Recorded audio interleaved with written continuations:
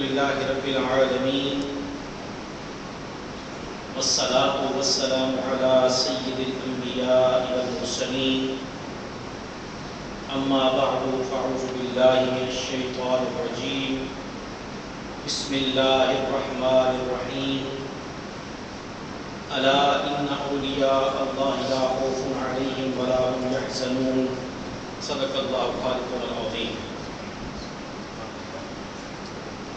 إن الله وملائكته يصلون على النبي يا أيها الذين آمنوا صلوا عليه وسلموا تسليما اللهم صل على سيدنا وسندنا ومولانا محمد وعلى آل سيدنا وسندنا ومولانا محمد وعلى أصحاب سيدنا وسندنا ومولانا محمد وبارك وسلم عليه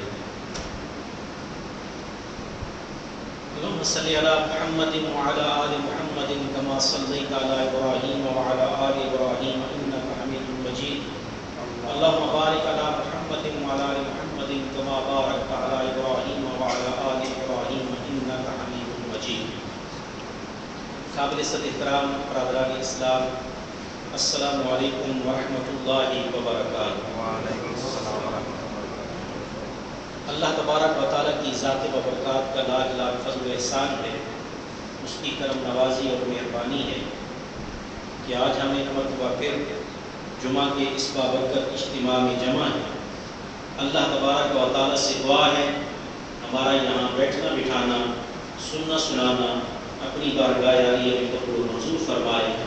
جو کچھ ہم سنیں اور سنائیں اسے یاد رکھنے، اس پر عمل کرنے اور آگے پہنچانے کی توفیق عطا فرمائے اور ہم سب کے لیے دنیا اور آخرت میں فلاح نجات اور کامیابی کا باعث بنائے. آمین یا رب العالمین. عزیز گرامی قدر، سلسلہ مناقب اولیاء و صلحاء جاری اور ساری ہے. اس حوالے سے آج کا جو ہمارا درس ہے اس کی اہمیت کچھ یوں بھی زیادہ ہے کہ جب کبھی اللہ تبارک و تعالیٰ کے کسی مقرر بندے ولی کامل کے ساتھ جڑی ہوئی کوئی ایسی بات بیان کی جاتی ہے جو خلاف واقعہ ہوتی ہے، خلاف عادت ہوتی ہے، تو بعض دوست یہ کہہ کر اسے اہمیت نہیں دیتے کہ یہ قصے کہانیاں ہیں، ہمیں کوئی قرآن اور حدیث کی بات سناؤ. عزیز گرامی قدر، بات یہ ہے کہ اللہ تبارک و تعالیٰ کا قرآن بھی اور سرکار دو عالم صلی اللہ علیہ وسلم کی حدیث مبارکہ بھی اور صحابہ کرام تابعین و تبع تابعین کی سیرتیں بھی اس بات پر شاہد ہیں کہ اللہ تبارک و تعالیٰ کے مقرب بندوں کو اس نے وہ قوتیں عطا فرمائی جو عام انسانوں کو عطا نہیں فرمائی. ایک بات بنیادی پہلے وہ ذہن نشین کر لیں، پھر انشاءاللہ میں موضوع کی طرف چلوں گا. کوئی ایسی چیز جو خلاف عادت ہو، ان یوزول ہو، خلاف واقعہ، عام روٹین میں وقوع پذیر نہ ہوتی، تو ایسی چیز اگر کوئی اللہ کا نبی یا اللہ کا رسول کرتا اس کو معجزہ کہا جاتا ہے. مثال کے طور پہ قرآن مجید فرقان حمید میں حضرت عیسیٰ علیہ السلام کی ذات ببرکات کی جو معجزات اللہ تبارک و تعالیٰ نے بیان فرمائے ہیں اس میں سے ایک معجزہ یہ ہے کہ آپ اپنے امتیوں کو جو چیز وہ کھا کر آتے تھے بتا دیتے تھے. اب ہم میں سے عام انسان میں سے کسی کی بھی یہ طاقت نہیں، حیثیت نہیں کہ وہ بتا سکے. اتنے آدمی بیٹھے ہوئے ہیں، ہم میں سے کوئی کسی کو نہیں بتا سکتا کہ وہ گھر سے کیا ناشتہ کر کے آیا.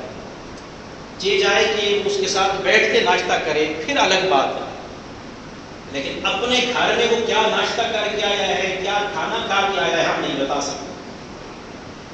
ایسے ہی حضرت عیسیٰ علیہ السلام کی ذات بابرکات نے اس نابینا کو بصیرت عطا فرمائی، اس نابینا کو آنکھیں دی جو پیدائشی طور پہ نابینا ہے، جس کی آنکھ کے اندر موجود بینائی نہیں، یہ آنکھ کے اندر موجود پورے کا پورا جو سسٹم ہے بینائی دینے والا، آنکھ کا ڈیلا جس کو آپ کہتے ہیں وہی موجود نہیں، اس کو آپ بینائی عطا فرما رہے ہیں۔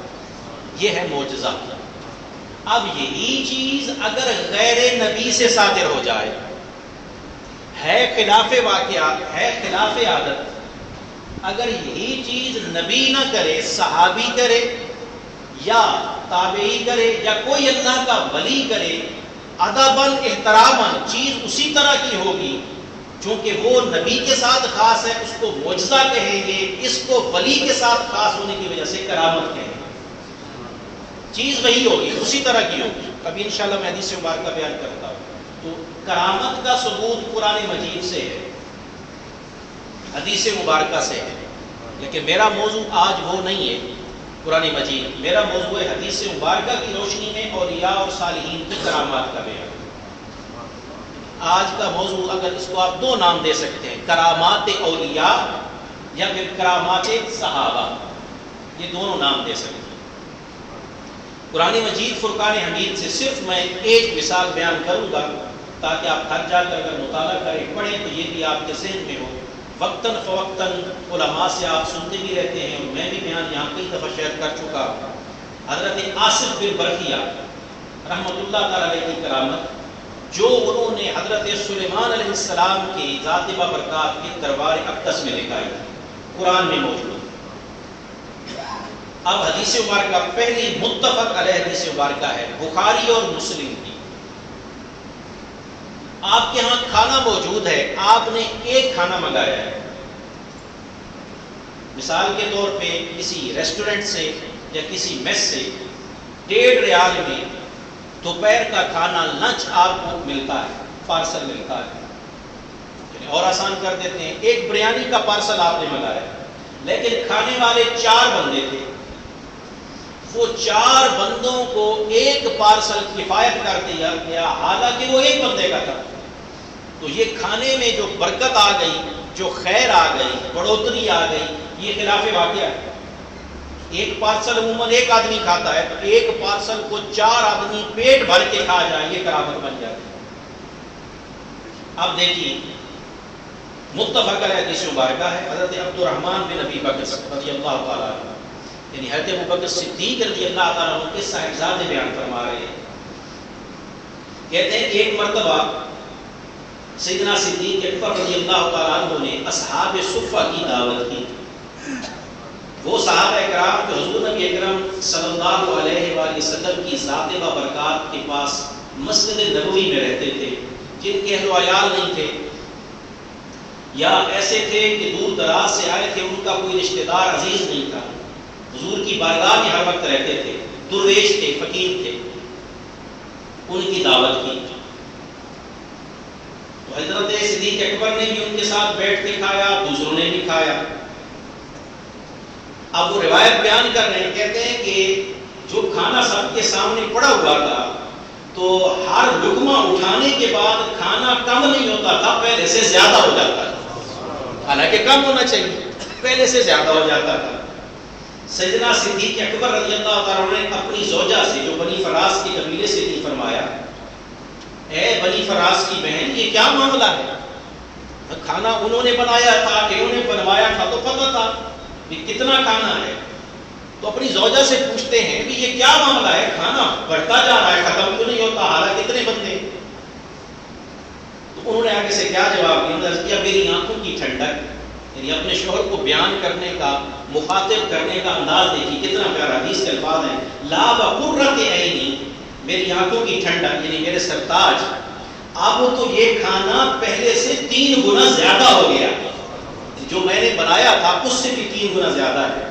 حضرت عبد الرحمن فرماتے ہیں چنانچہ سب صحابہ کرام نے بھی خوب کھایا، اور حضور نبی اکرم صلی اللہ علیہ وسلم کی ذات و برکات کی بارگاہ میں بھی ہدیتاً روانہ کیا گیا، انہوں نے بھی کھایا لیکن کھانا کم نہ ہوا، ویسے کا ویسا پورا ہی رہا۔ اب یہ کرامت ظاہر ہوئی سیدنا صدیق اکبر رضی اللہ عنہ کی ذات و برکات کے ذریعے اقدس ہے۔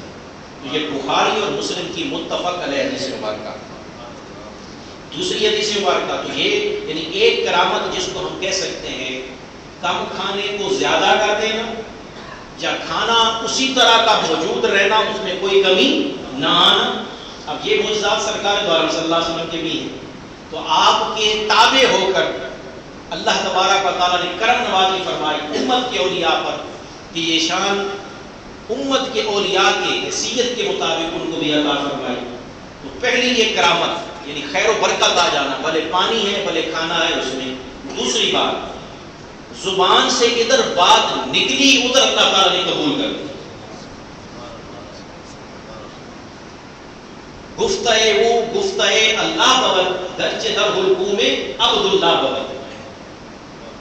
اللہ کا جو ولی ہوتا ہے وہ جو زبان سے کہتا ہے، اگرچہ کہہ تو ہو رہا ہوتا ہے لیکن حقیقت میں وہ الفاظ اللہ کی بارگاہ سے عطا ہوئے۔ رب چاہتا ہے کہ ایسی ہو جائے۔ اس کو بھی بخاری اور مسلم دونوں نے روایت کیا، متفق علیہ حدیث۔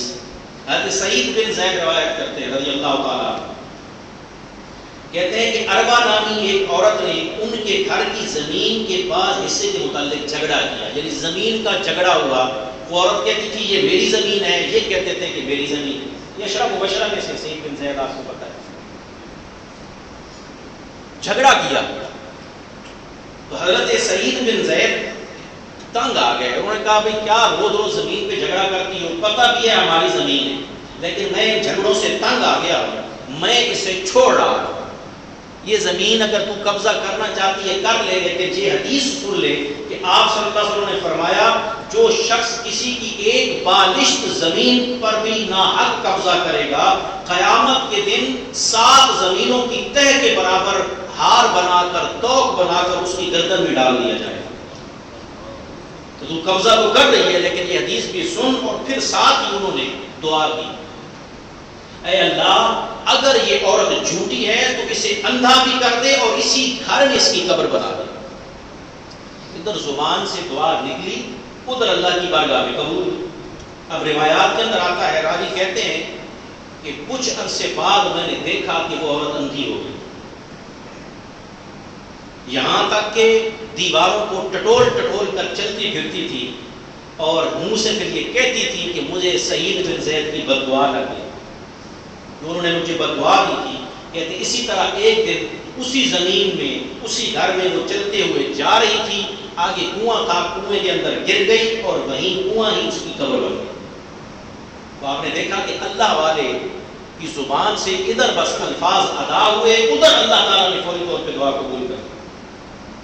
اگلی روایت برادران اسلام، اس کو بخاری نے اور احمد نے روایت کیا، وہ ہے غیب سے رزق کا آنا۔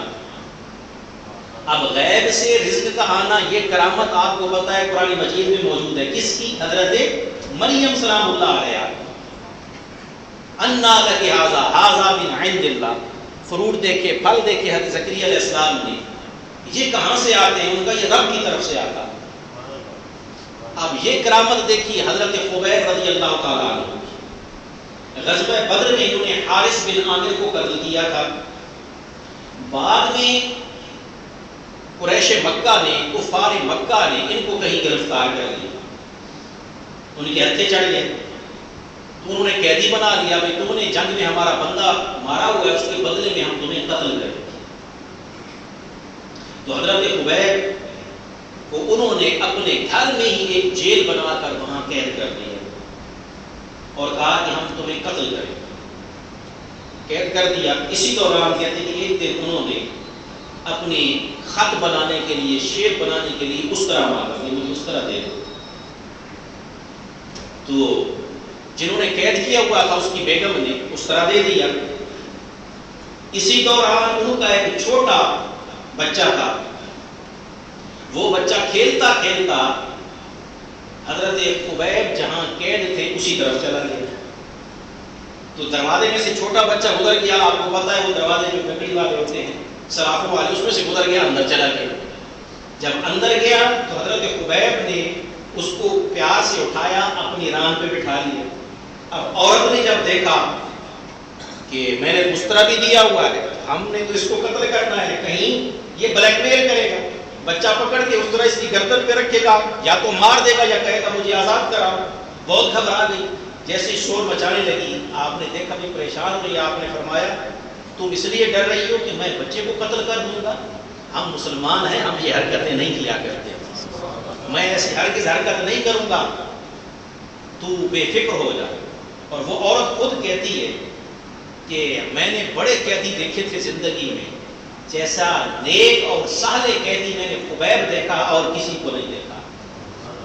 اور کہتے ہیں کہ بے شک، اب وہ بات، بے شک میں نے دیکھا کہ دوران قید حضرت خبیب کمرے میں بیٹھے ہوئے ہیں، ہم نے کچھ بھی انہیں کو نہیں دیا ہے، اور وہ انگوروں کے گچھے تناول فرما رہے ہیں، انگور کھا رہے ہیں۔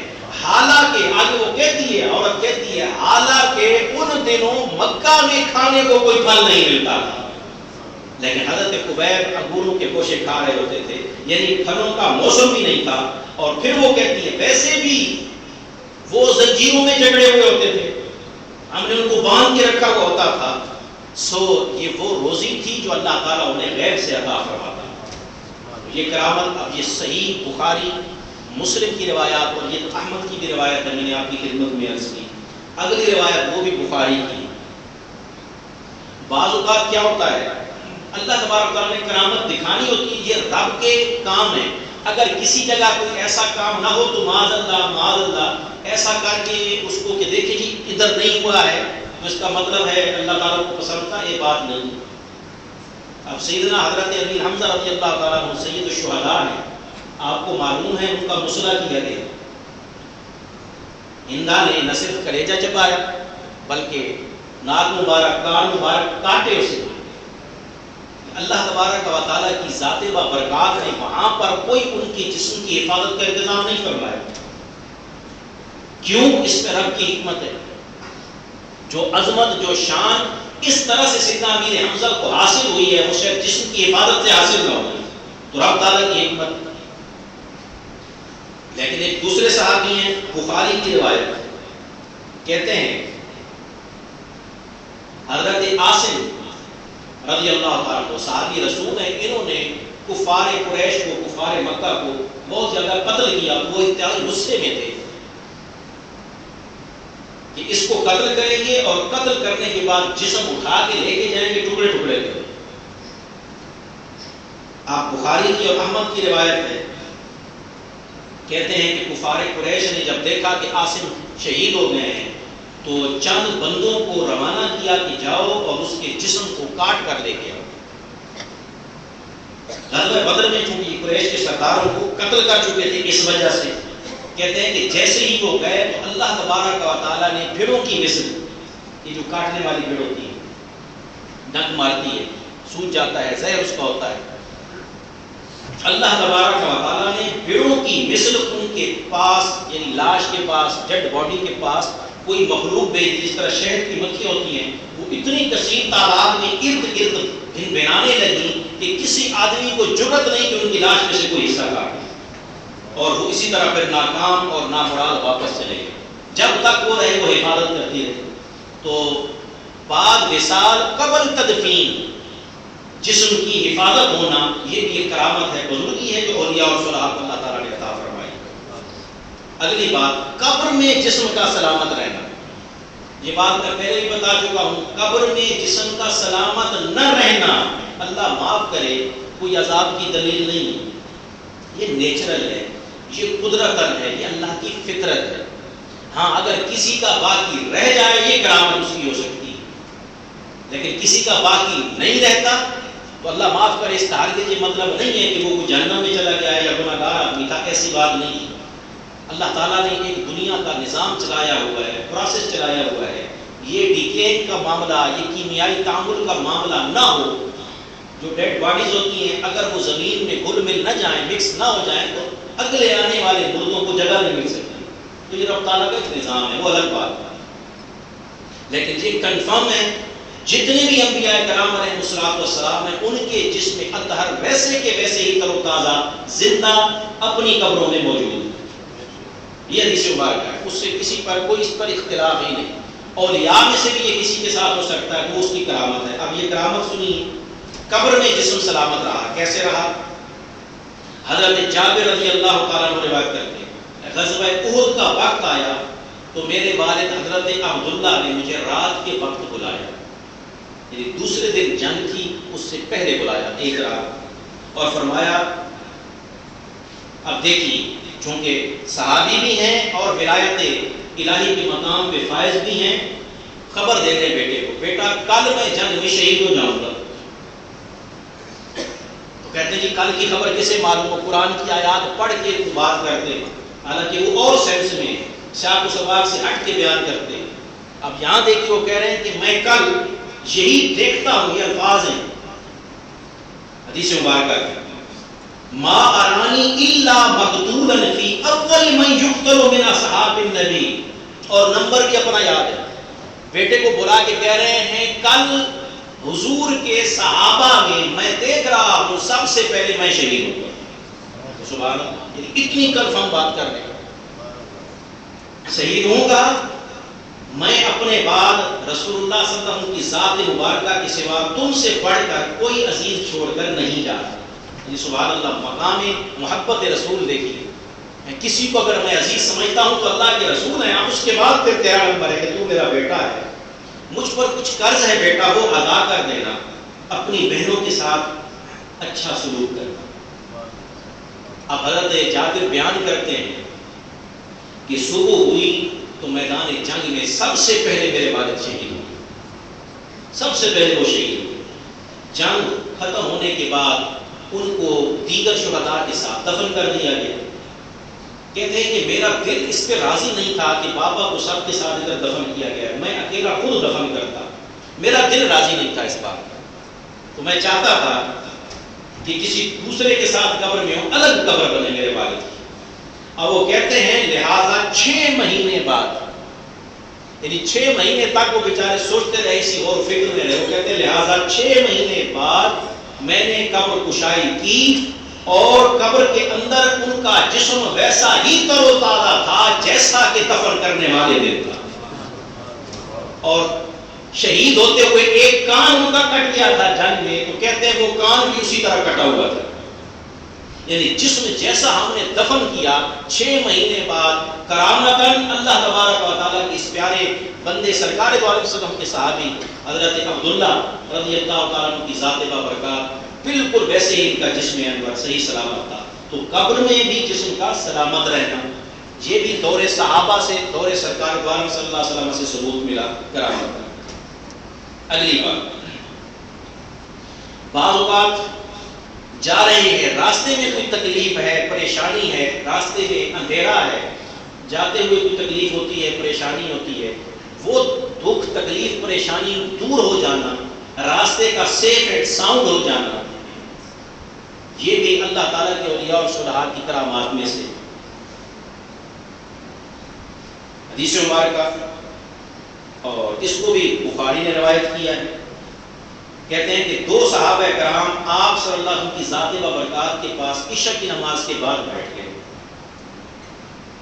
یہ سرکار دو عالم صلی اللہ علیہ وسلم کی ذات بابرکات سے محبت ہوتی تھی کہ چلے تھوڑی دیر اور بیٹھ جائیں، آپ مسجد میں بیٹھے ہیں تو ہم بھی زیارت کرتے رہے۔ تو ان کو کافی دیر ہو گئی، رات بڑی اندھیری تھی، چاند بھی نہیں تھا کہ روشنی ہوتی، اندھیری رات تھی۔ تو کہتے ہیں کہ جب حضور سے انہوں نے اجازت دی تو اب راستہ سجائی نہیں دیتا تھا، اتنا اندھیرا۔ تو اللہ تبارک و تعالیٰ کی ذات و برکات کی کرم نوازی دیکھی، ان کی صحابہ کی کرامت دیکھی۔ کہتے ہیں کہ جیسے ہی وہ سرکار سے جدا ہو کر اندھیرے راستے میں چلنے لگے تو 2 چھوٹے چراغ کی طرح کی روشنیاں ان کے آگے ہو گئی، خود بخود آگے ہو گئی، یعنی دور سے کوئی ایسے لگ رہا تھا جیسے کسی نے چراغ جلا کے آگے کر دیے۔ کہتے ہیں وہ دونوں روشن ہوئی، ان کی روشنی میں وہ چل پڑے، یہاں تک کہ ایک جگہ آئی کہ دونوں نے جدا ہونا تھا، ایک نے ایک طرف جانا تھا، دوسرے نے دوسری طرف جانا تھا، تو ایک چراغ ایک کے ساتھ ہو گیا، دوسرا دوسرے کے ساتھ، یہاں تک کہ وہ اپنے گھر پہنچے وہ چراغ آئے۔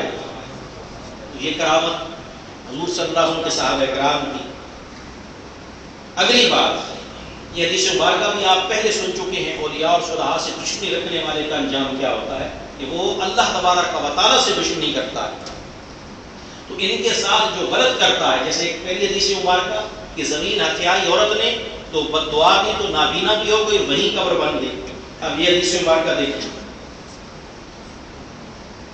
حضرت امام حسین رضی اللہ عنہ کے دور مبارک کے بعد جب وہ شہید کر دیے گئے تو ان کو جنہوں نے شہید کیا یعنی قاتلین حسین رضی اللہ تعالیٰ عنہ، ان میں سے حضرت عمارہ بن عمیر بیان کرتے ہیں کہ عبید اللہ بن زیاد اور اس کے ساتھیوں کے قتل کے بعد ان کے سر لا کر مسجد کے برآمدے میں رکھے گئے۔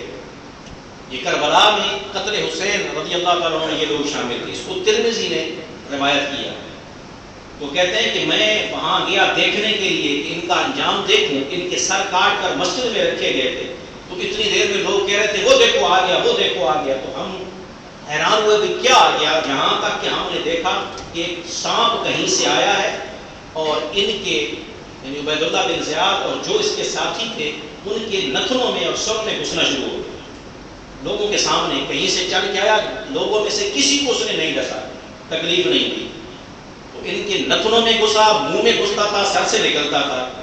کہتے ہیں کہ اندر رہا اور پھر اس کے بعد باہر نکل کے چلا گیا، پھر دوبارہ واپس آیا۔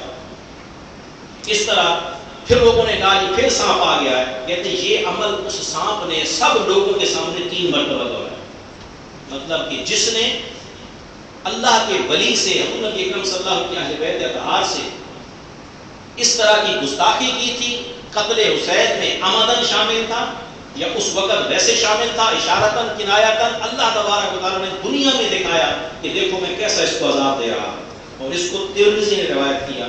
اگلی روایت بڑی امپورٹنٹ ہے برادران اسلام، چونکہ میں پہلے بھی عرض کرتا ہوں مطالعہ نہیں، پڑھتے نہیں، اور پھر افراط و تفریط کا ہم شکار ہو گئے۔ بعض لوگ جہالت کی بنیاد پر کوئی کام کرتے ہیں، ہمارے دوسرے دوست جو ان کا دل اس کو نہیں مانتا، میں دل کی بات کر رہا ہوں، مطالعہ یا دین اسلام کی بات نہیں کر رہا، اس کو نہیں مانتا، وہ پھر اس پہ اعتراض کر دیتے ہیں کہ یہ ہو ہی نہیں سکتا، یہ کیسے ہو سکتا ہے۔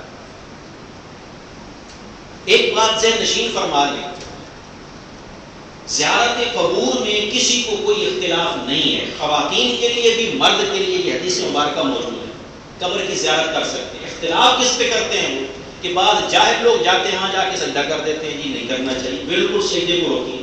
اور ہم بار بار کہہ رہے ہیں علماء اہل سنت، ہم بتا رہے ہیں کوئی آدمی قبر کیا کسی دیوار کو سجدہ کرتا ہے، کسی زندہ انسان کو سجدہ کرتا ہے، عبادت کی نیت سے کرتا ہے، وہ مشرک ہے، دوسری رائے نہیں، کوئی دوسری رائے نہیں، چاہے وہ قبر کو کرے، چاہے وہ کرسی کو کرے، چاہے کسی اسپیکر کو کرے، سجدہ اس نیت سے کر رہا ہے معاذ اللہ کی یہ میرا خدا ہے، تو بت کو سجدہ کرنے والا اور یہ ایک برابر ہے، مشرک ہے وہ آدمی، تعظیماً سجدہ کرتا ہے کہ پیر صاحب فوت ہو گئے اور قبر کو میں تعظیماً سجدہ کر رہا ہوں کہ میرے پیر میں ان کو سجدہ کروں، حرام ہے، اس سے وہ ایمان سے تو نہیں نکلے گا لیکن حرام کام کرے گا۔ جیسے کوئی آدمی اللہ معاف کرے شراب پی لیتا ہے، حرام کام کرتا ہے، بدکاری کرتا ہے، زنا کرتا ہے، حرام کام کرتا ہے، تو جب وہ حرام کام کر رہا ہے تو شرک کا فتویٰ تو نہیں لگے گا لیکن وہ حرام کام کرے گا۔ ہاں بعد میں اللہ معاف کرے کہیں وہ مفسی یا شرک ہو جائے وہ الگ بات ہے، لیکن زیارت قبور پہ کسی کو کوئی اعتراض نہیں، قبر پہ جا کر سلام کرنا حدیث مبارکہ کا حکم ہے، ایک ہوتا ہے نا کہ ثابت و صرف سنت، حکم ہے اہل قبور کو سلام کرنا، ان کے لیے دعا کرنا، فاتحہ پڑھنا، اس پہ کسی کو اختلاف نہیں۔ تو اب اس کا مطلب ہے کہ وہاں اہل قبور ہیں تو آپ یہ کر رہے ہیں، تو یہ میرا موضوع نہیں ہے، اس پہ اگر آپ نے کتاب پڑھنی آپ پڑھیے، کتاب روح ہے ابن قیم کی، یہ جتنے فرقے آج کے دور میں بن گئے اس سے پہلے کی ہے، اردو ترجمے کے ساتھ ملتی ہے، ابن قیم الجوزیہ، کتاب روح اس کا نام ہے، روح کے درجات کیا ہے، روح کرتی کیا ہے، اس کی طاقت کیا، سارا اس میں بیان ہے۔ آج حدیث مبارکہ سنیے آپ، اور حضور نبی اکرم صلی اللہ علیہ وسلم کے دور مبارک میں، اور پھر دیکھیے کہ قرآن مجید سے جو رابطہ رکھتا ہے، قرآن مجید کو جو پڑھتا ہے اس کی کتنی فضیلت۔ ترمذی، جامع ترمذی یعنی سیاستہ کی حدیث، حضرت عبداللہ بن عباس روایت کرتے ہیں، اہل بیت کے فرد ہیں، کوئی کمزور صحابی یا راوی نہیں، فرماتے ہیں کہ آپ صلی اللہ علیہ وسلم کی ذات بابرکات صحابہ کرام کے ساتھ سفر پہ تشریف لے جا رہے ہیں. سرکار دو عالم صلی اللہ علیہ وسلم موقع پہ موجود. جب رات ہوئی تو صحابہ نے الگ الگ اپنے ٹینٹ لگائے, خیمے لگائے. کسی صحابی نے ایک جگہ خیمہ لگایا تو وہ قبر تھی جو شاید برابر ہو گئی تھی مرور زمانہ کی وجہ سے, نظر نہیں آئی ان کو, تو انہوں نے غلطی سے بغیر دیکھے سمجھے جانے بوجھے خیمہ وہاں لگا دیا. تو کہتے ہیں کہ جب انہوں نے وہاں لگایا تو اچانک رات کو انہیں آواز آئی کہ کوئی سورۃ الملک پڑھ رہا ہے, سورۃ الملک پڑھ رہا ہے. تو انہوں نے ٹینٹ کے باہر دیکھا, ادھر دیکھا ادھر دیکھا, بندہ ہی کوئی نظر نہیں آیا. پھر انہوں نے غور کیا تو وہ آواز زمین کے اندر سے آ رہی تھی. حدیث مبارکہ جامعہ ترمذی اور بیہقی کہتے ہیں کہ یہاں تک کہ اس نے مکمل سورۃ الملک سنی اس بندے کی, اس نے پڑھی. وہ صحابی حضور نبی کرم صلی اللہ علیہ وسلم کی خدمت میں حاضر ہوئے, عرض کیا یا رسول اللہ مجھے پتہ نہیں تھا, نادانستہ غلطی سے, کیونکہ منع ہے شرن کسی قبر پہ بیٹھنا منع ہے, اس پہ پاؤں رکھنا منع ہے, سختی سے حضور صلی اللہ علیہ وسلم نے منع فرمایا. نادانستہ میں نے خیمہ لگا دیا, یا رسول اللہ مجھے خیال نہیں تھا کہ یہ قبر ہے. پھر اچانک مجھے آواز آئی کہ وہ صاحب قبر جو ہے وہ سورۃ الملک پڑھ رہا ہے, یہاں تک کہ یا رسول اللہ صلی اللہ علیہ وسلم اس نے پوری سورۃ الملک پڑھی. اب آپ صلی اللہ علیہ وسلم کی ذات بابرکات نے کوئی اس کا انکار نہیں فرمایا کہ تیرا وہم ہے, تیرا گمان ہے, تیرا دھیان ادھر گیا ہوگا. نہ, آپ نے کیا ارشاد فرمایا سنیے. آپ نے فرمایا یہ سورۃ الملک عذاب قبر سے نجات دلانے والی سورت ہے. وہ آدمی یعنی دنیا میں پڑھا کرتا تھا, اب قبر میں نہیں پڑھ رہا. آپ کی سورۃ الملک بعد نماز عشاء ضرور پڑھا کیجیے, یہ آپ کی قبر کی ساتھی بنے. زبانی یاد کر لیں تو بہت اچھا ہے, تو دیکھ کے پڑھ لیں, زیادہ سے زیادہ 4 منٹ لگ جائیں گے آپ کے, اس سے زیادہ نہیں لگتے. عشاء کی نماز پڑھیں, نماز کے بعد ضرور سورۃ الملک جو ہے آپ پڑھا کریں. برادران اسلام, آخری حدیث مبارکہ تو ایک یہ کہ قبر میں صاحب مزار کا اپنے جسم کے ساتھ تعلق ہوتا ہے. یہ نہیں کہ 24 گھنٹے روح کا اس کے ساتھ تعلق ہوتا ہے, نہیں, روح عالم ارواح میں ہوتی, اس کا اس کے ساتھ ایک تعلق ہوتا ہے. جب چاہے روح اللہ کی اجازت سے قبر میں آتی ہے. اکثر روٹین میں جو ہے حدیث مبارکہ سے آثار سے یہ ہے کہ وہ جمعرات کو اور سوموار کو 2 دن آتی ہیں موسٹلی زیادہ. وہ رب کی مرضی ہے, چاہے تو ان کا تعلق ویسے بھی قائم اور دائم رکھے. تو اب ایک تو یہ بات ثابت ہوگی کہ صاحب مزار اللہ تبارک و تعالیٰ کی کرامت سے اگر وہ ولی ہے, نیک صالح ہے, جسم کے ساتھ وہاں زندہ ہوتا ہے. اگلی روایت جس کو ابو داؤد نے روایت کیا, بعض قبریں ایسی ہوتی ہیں کہ جن کی کرامت اللہ ظاہر کرتا ہے, وہاں جائیں تو ایسا محسوس ہوتا ہے کہ جیسے نورانی ماحول ہے, روحانیت میں اضافہ ہوتا ہے. اور آپ یقین کریں جگہ جگہ کا فرق ہوتا ہے, یا آپ کو بھی محسوس ہوتا ہے. بعض اوقات آپ کسی محفل میں موجود ہیں, وہاں ذوق نہیں آ رہا, لیکن کسی ایسی جگہ پہ موجود ہے یہاں ذوق بھی ذوق آ جا رہا ہو, دل کر رہا ہے کہ محفل اور طویل ہو جائے, یہ بیان اور طویل ہو جائے. مزار وہ جگہ کا فرق ہوتا ہے, بیان کرنے والے کا فرق ہوتا ہے. ابو داؤد کی روایت ہے, لما مات النجاشی کنا نتحدث انه لا يزال يرى على قبره نور. جو صحابہ کرام رضوان اللہ تعالی مجمعین حبشہ میں گئے تھے, ہجرت کر کے رہتے تھے یا ویسے جاتے تھے, وہ کہتے تھے جب نجاشی یعنی شاہ حبشہ رضی اللہ تعالیٰ عنہ وہ فوت ہوئے تو وہاں جو لوگ بھی جاتے تھے دیکھتے تھے کہ ان کی قبر پہ ہمیشہ نور برستا رہتا تھا. لوگ جا کے دیکھتے تھے تو نظر آتا تھا اوپر لائٹ آ رہی ہے, آسمان کی طرف سے روشنی آ رہی ہے. تو یہ اللہ تبارک و تعالیٰ کے اولیاء کی اور صلحاء کی کرامات ہیں. آج میں نے حدیث مبارکہ کی روشنی میں چند ایک بیان کی. انشاءاللہ العزیز اگلا جمعہ کیونکہ رمضان المبارک کا جمعہ ہے, تو رمضان المبارک کے جمعہ کے اوپر انشاءاللہ رمضان کی فضیلت کے حوالے سے میں وہ بات کروں گا. آپ سب دوست جمعرات کی تراویح جو ہے بدھ کی تراویح شاید بن جائے, جو اناؤنسمنٹ ہوئی ہے اس کے حساب سے, تو انشاءاللہ یہی ہم تراویح پڑھیں گے. آپ سب دوست بھرپور شرکت کریں. عشاء کی جو نماز ہے انشاءاللہ ابھی جو کیونکہ وقت ہے